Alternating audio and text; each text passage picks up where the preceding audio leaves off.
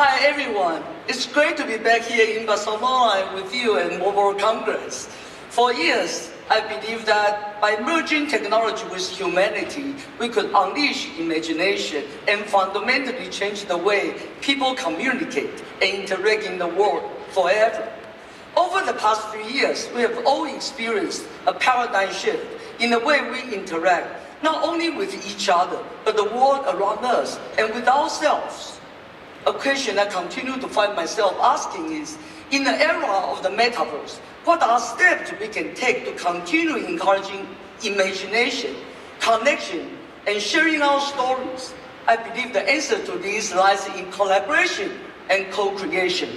What I mean by this is, there is no single company or solution to make this happen alone.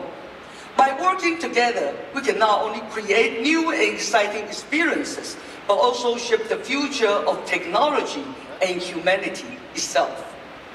Let's dive deeper and explore the role of co-creation, not only between us here, but also between consumers and policymakers around the world. Together, we can unlock the full potential of the metaverse and XR technology to create a truly immersive and inclusive digital world for all to enjoy. We have to recognize that in order to introduce our world to true co-creation, we must start by ensuring people have fast and easy access to a wide range of consumer and enterprise experiences. And it's of great importance to me that we do our best to present positive experiences and support the community of co-creators in an open and safe way. We must start by understanding how the present is enabled by our past. It is no longer a distant dream that a shared vision of connected metaverse could amplify connection in our world. The foundational elements are what everyone here has spent decades building, making it possible to access the metaverse from any device. HTC has led many industry firsts that help make up our mobile world. And with HTC Vive, we have pioneered virtual reality technologies that set the standard for professional and consumer VR. When we introduced the Vive in 2015, connectivity was just not enough to deliver high-fidelity wireless VR. And as a result, PC VR delivered the best-in-class experience at the time. Yet while the experiences limit the ability to spend meaningful time within the metaverse, this has all fundamentally changed, with the development of 5G and the future 6G enabling faster and more connected wireless experiences for everyone. Furthermore, this evolution has enabled us to create technologies like HTC Vive's XR-EV, bridging the gap between the physical and digital world like never before. The XR-EV's lightweight form factor enables best-in-class wireless VR experiences as well as full-color pass-through XR, empowering connection that no longer isolates users in their environment or the community around them. I can't wait for you all to experience the pass-through technology that our communities of developers is currently testing. Let's see a short video.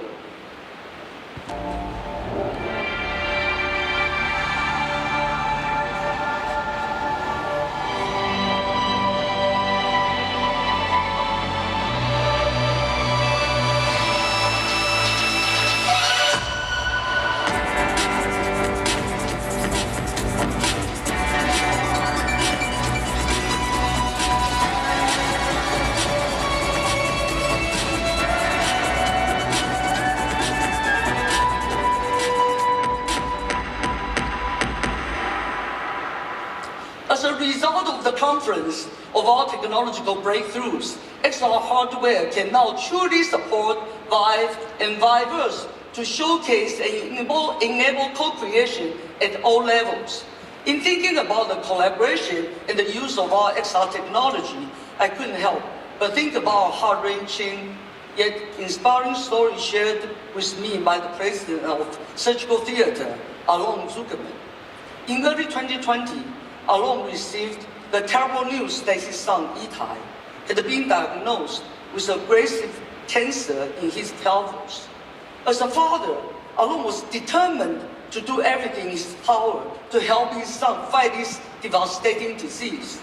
That's when surgical theater's technology stepped in, creating a 360 XR model of Itai's unique anatomy and tumor. This allowed his care team to virtually walk around the tumor, giving them a deeper understanding of the cancer spread and empowering them to make informed decisions about his treatment. They were able to work seamlessly together, even though the team was located across the globe. The tumor was successfully removed, and today, Itai is cancer-free and is training for a teenage ninja competition. What was most insightful for me was something that Itai shared with his father. This technology not only enabled him to understand his diagnosis and explain to his friends, but it enabled him and his family to become decision makers in his treatment. It was a powerful reminder of the transformative nature that technology can have on people's lives, and the importance of finding new and innovative ways to battle cancer. I am forever grateful for technologies like surgical theater, giving hope to people like Itai in the darkest of times. We are currently collaborating with numerous partners in the industry to build tools to assist in brain, spine, and cancer procedures utilizing our XR technologies. I find these life-changing technology incredible. Let's look at the video.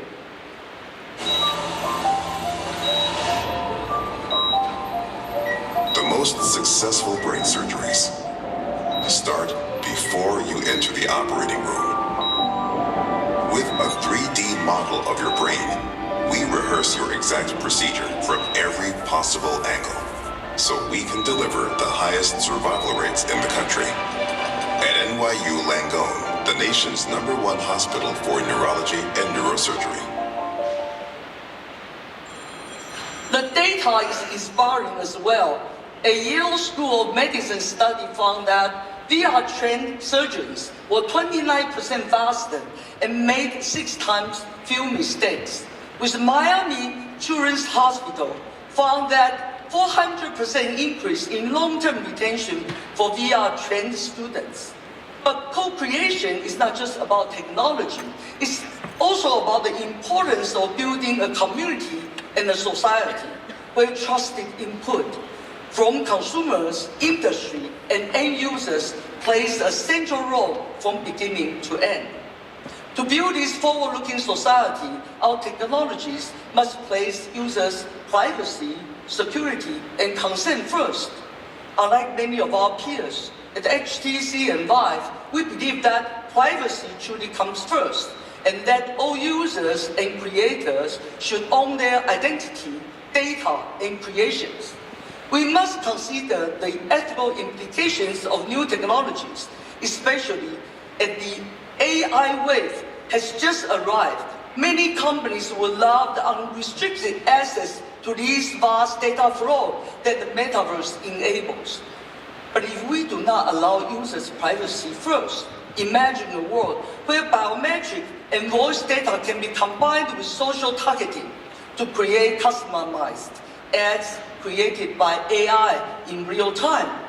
Instead of this, imagine if we use this opportunity to enable consumers while receiving their consent. Doesn't that sound like a much better future? This sentiment was captured perfectly in a recent Forbes article. It has been my priority and will continue to be our promise that the consumer is not the product, but that the product is the product. Going forward, we must learn from the many lessons of the Web 2 era, specifically around ethics, content moderation, and social curation to improve the connected metaverse. And we must work together to co-create a code of conduct that considers the implications of the known issues of the past and the unknown that the future brings in. it is also critically important to me that we also use co-creation to expand access to our cultural institutions and the arts. Not only does this allow for greater inclusivity and democratization of cultural experiences, but it broadens the appreciation for these treasures by delivering one-of-a-kind projects that can be accessed anywhere in the world. Because I believe so much in the power of the arts on our humanity, we created Vive Arts in 2017.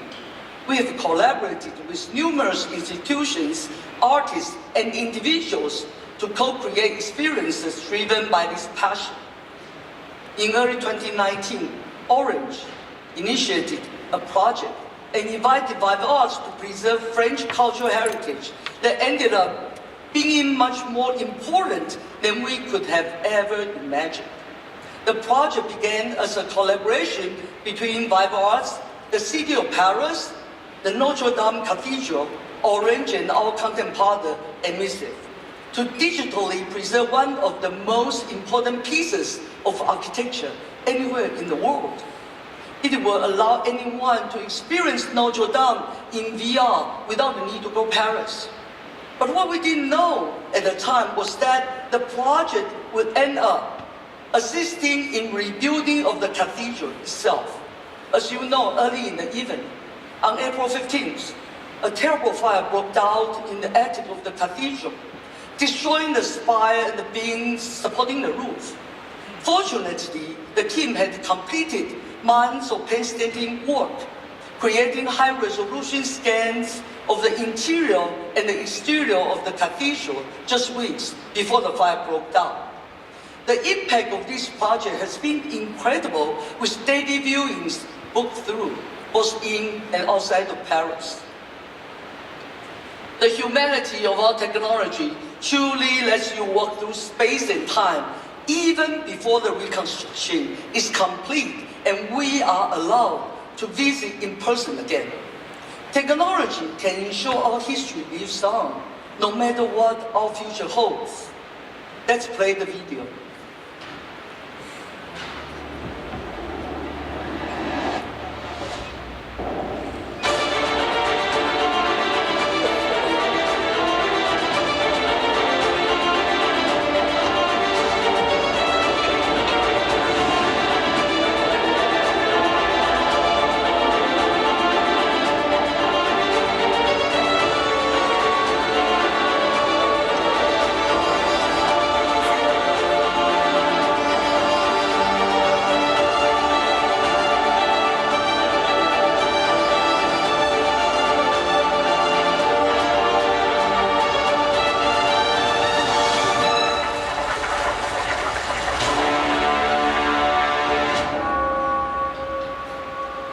Be it a natural disaster or a tragic fire like the one suffered at Notre Dame, these endeavors require many parties to work together, making this topic of co-creation and collaboration not merely important, but essential.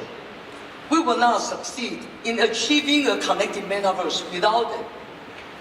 As I wrap up here today, I want to share a few thoughts on co-creation and starting to create a shared understanding about our responsibility between industry, users, public policy, and culture. We have built Vive around these ideas all along, but we must define the future together. First, between the industry and our users, the industry is asking customers to take a chance, not only on a new product, but a new kind of experience. We are asking users to enter digital space in a way that they never had before and engage in content that is not merely a new spin, but something that is experientially novel. The users will be able to create things that no individual company is even considering today. Second, co-creation between users. The social experience between users is extremely important. The immersive social space may very well be the most important aspect to the metaverse success. In immersive XR, the distinction between a specific social network and the metaverse in general will blur. It's our job to enable our culture to enhance the social experience, fostering collaboration and leading to user-generated imagination and discovery. Third, this goes without saying that collaboration between companies will form the basis of content, services, and platforms that will support the metaverse. Despite different views on these ideas, co-creation can emerge from different parties working on a shared vision in their own way. In fact, it is a synthesis of our different approaches that leads to innovation and will truly lead to the realization of the connected metaverse. Fourth, co-creation with public policy. It is the responsibility of the industry, thought leaders, and those in the know to lead. In other words, all of you. I believe the metaverse will become central to many aspects of lives. And in the same way, the internet has produced benefits, cultural changes, and problems. The metaverse will be no different. It is our responsibility to interface with the public and help governments understand, regulate where necessary, and lead to a stable and fruitful partnership. Finally, our most important job is to think outside the box and debate this together as we advance our culture. I would love to hear from you, and I invite you to join me in this co-creation process as we build our future together. I encourage all of you to join me in this co-creation process as we build our future together and explore the world of HTC, Vive, Viveverse, and Viveverse. Contact me anytime. Thank you very much.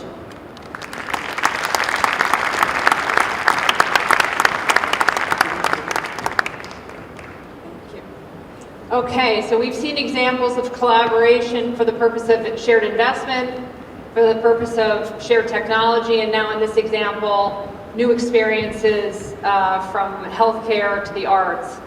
We're now going to hear from the CEO of Telecom Italia on the potential of collaboration to enable new business models across the industry.